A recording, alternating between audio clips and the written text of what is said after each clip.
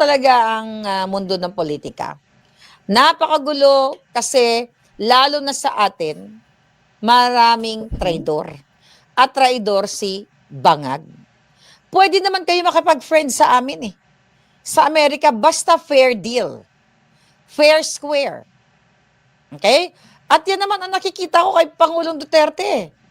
'Di ba? Nakikipag-friends siya kay Trump sa gobyerno ng Amerika. Pero ayaw niya nang maging tuta-tutaan siya. Ayaw niya na, never nga siya pumunta ng Amerika, 'di ba?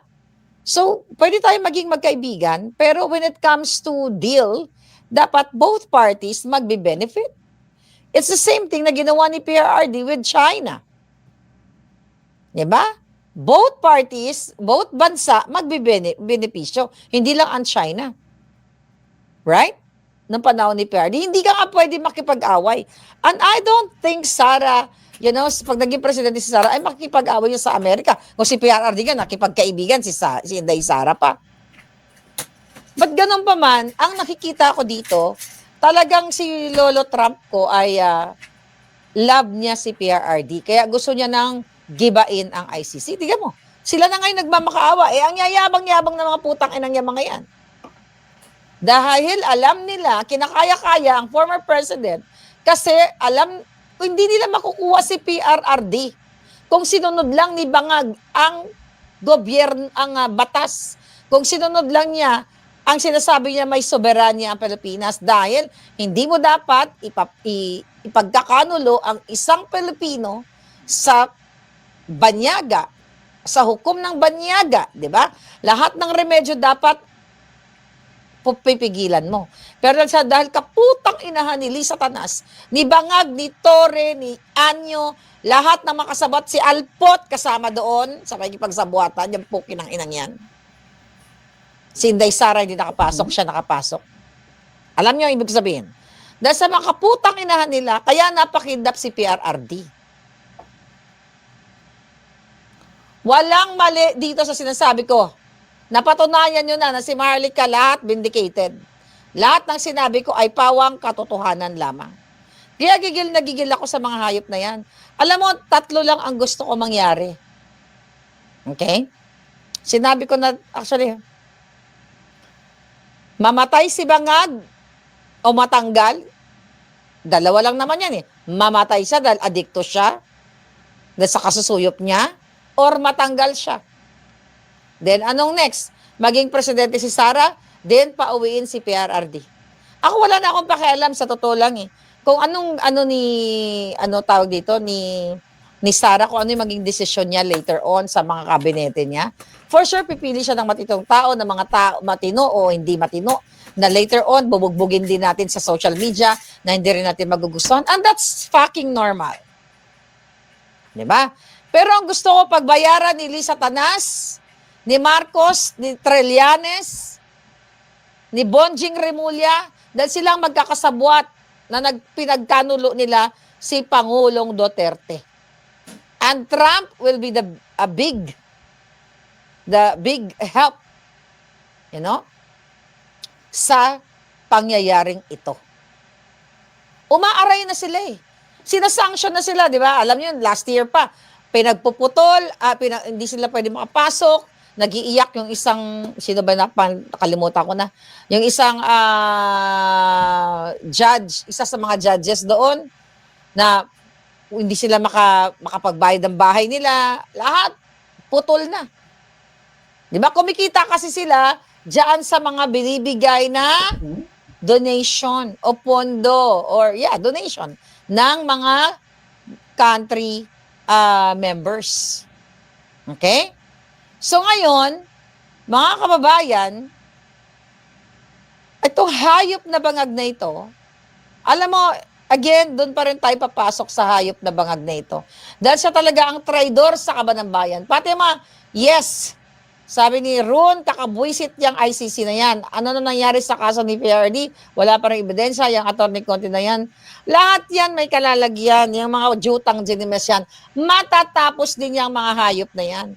Tignan mo si Bangag. Diba? By the way, okay, tignan natin to.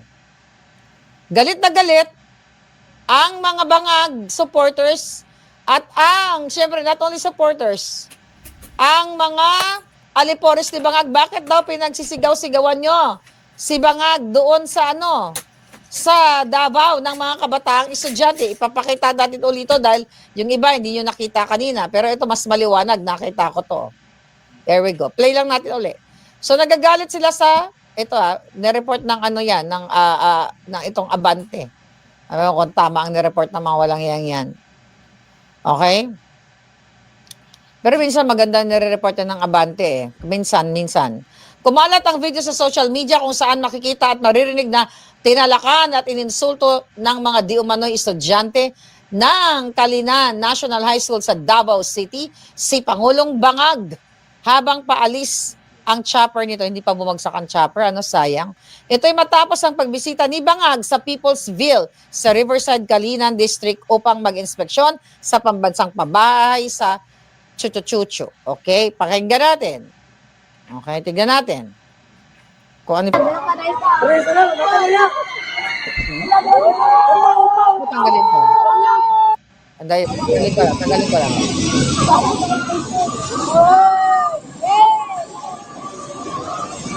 Alito din.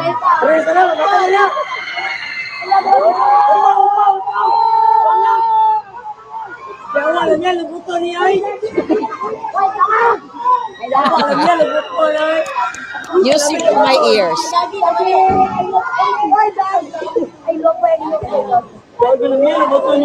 Kaya dali sila kaya pinarinig magsilid sila.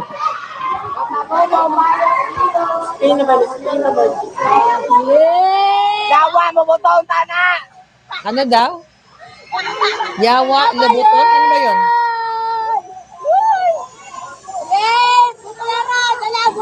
Isa ka koy mo kaping para nga na makita na kaping dito. Ano daw? Lupan ng mga yawa. Ayun na, naintindihan ko. Ayo, part. Lupad na mga yawa! Yawa, sana kumabog na daw. Ganun ba? Ano Yun pala yun. Pareho pala kami ng dasal.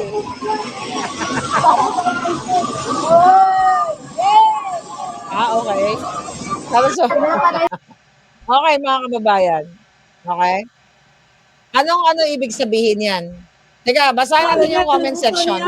Ano ang ibig sabihin yan, mga kababayan? Yan ba ay pambabastos? Basahin natin yung comment section. Ano sabi? Bata pa lang alam nila kung ano Dali sila kaya pinarinig ang presidente. magsilid sila. Kahit ano ba yung mga comment? Ay, bata pa lang alam na nila kung ano yung mga comment. Yan ang bagong kabataan ngayon. Tapos sabi ng mga troll, tayo mo yung mga nagko-comment, mga troll na, ganyan kabastos daw at taga ulul. Nagsasabi lang sila ng totoo. Alam ng estudyante pa lang ganyan. Alright? Okay. Ngayon, mga kababayan, isang hampas yan kay Bangag. Okay? Isang hampas yan sa kanya, maraming hampas yan sa kanya, karapat-dapat lang siyang sigawan. Dapat nga sa kanya bitay. Right? Dapat nga siya bitayin buong pamilya niya. Tapos yan ang sinabi ng mga kabataan. Dahil gising na gising sila, huwag kang mag-alala, Gorgozoro. May kalalagyan yan silang lahat. Okay? Kung kaya nilang pabuksan, di ba, ng illegal ang mga financial records ni Inday Sara, ginamit nila ang batas para binali nila actually ang batas para pagsamantalahan, para babuyin ang mga Duterte. Kaya din sila. Yan, binaboy na ng mga kabataan, nakaganti na tayo. Pag pumunta sila sa Canada, pinagsisigawan sila. Magnanakaw, pangit, si Castro. But look at Sara Duterte. Kahit saan pumunta, anong sabi? Ay, ang ganda-ganda ni BP, ganyan. Di ba? Pumipila ng 2.5 hours ang mga tao para magpa-picture. Right? Ang nakakatakot dito, baka ipahanap yung mga estudyante, baka pagurgor nila. Dahil ganyan ang mga bangag. Mamamatay tao yung mga hayop na yan. Di ba? Puro kasinungalingan, tignan mo. Tignan mo ang bago nilang kaputahan nila. Kaya alam mo, yung si Bangag, gumanda ka lang, ako naniniwala ako na makakalabas at makakalabas ang ating PRRD. Yeah, soon yan. Kaya kailangan natin i-manifest. Kailangan tuloy-tuloy lang ang ating dasal at laban. Magmura tayo ng magmura laban sa mga bangag. Bakit? Utang ina nila, anong matindi? Mura o pagnanakaw? Ano ang masakit? Sige nga, magpaliwanag nga kayo. Ano ang gusto nyo? Pagmumura o ninanakawan kayo every minute. Oh, ngayon, nagpakalat sila ng kasinungalingan. Hina-highlight nila to. Oh, yung tungkol sa ano, dali Demo, ito lang Dali. Dali Okay. Ito, ang sabi nitong ano, ng ni Cookie, okay, tignan natin si Cookie. Dali. Okay, sabi ni Cookie, si Ridon, okay? 'Di ba si pangalan nito? Si Cookie ay talagang lahat naman yan sila. Mga kaban, lahat naman sila talaga ay bitter at sobrang mga malatagang kasi. What do you expect sa mga malatagang? So 'di ba sabi ni Inday Sara, nag-comment siya about yung violence nga sa Pilipinas at sinasabi niya nga kanina ay kahapon na sa Pilipinas may 5,000 ka lang kung galit ka sa asawa mo dahil nahuli nagbabae yung asawa mo ay pwede ka nang magbayad ng 5,000 para gumorgor. Pakinggan natin ang kanilang misleading, out of context, at kasinungalingan ni Adjong at ni Cookie. Tingnan natin. Ito, yung pahayag ni na Congressman Terry Ridon at Zia Alonto Adjo. With respect, I think the Vice Okay. President has a violent mind. Okay. The Vice President has a violent mind daw. Okay? Ngayon, mga kababayan, sino ang violente? Sino ang violente? Si Sara o ang bangag na gustong ipagorgor si Inday? Hindi ba? She's being prosecuted today on threats. The last thing I think any person being investigated on threats to do would be to talk about threats, no? At yun exactly yung pinag-usapan na naman po niyang muli. Yung pong contracting a killer for 5,000. Alam nyo? Sinungaling. So pinapalabas nila na nagsabi si Inday doon na yung mangungontrata siya. Tinwist nga ng Abante yan na sinabing, inano pa nila, in-out of context pa nila na sinabi doon ni Inday Sara na may mga comment na may babae daw yung asawa, ganyan-ganyan. Kumbaga, sobrang grabe itong mga hayop na ito. Nagsasalarawan lamang si Inday sa violence na nagaganap sa ating bayan. Pero ang bilis nila mag-twist kasi gusto nilang sirain si Sara. Pakinggan natin isang ulol. Kung saan ang tanggapin ng ating Vice Presidente ay mukhang meron siyang mga mastery doon sa patayan, sa kalsada. No? Imagine mo, Pagdating sa kaharasan, violence, I do not want to consider her Mamamatay having din this sa knowledge ipotang and na this kayo. mastery. Pero the opposite speaks otherwise. Siya po mismo ang naglalatag. Ang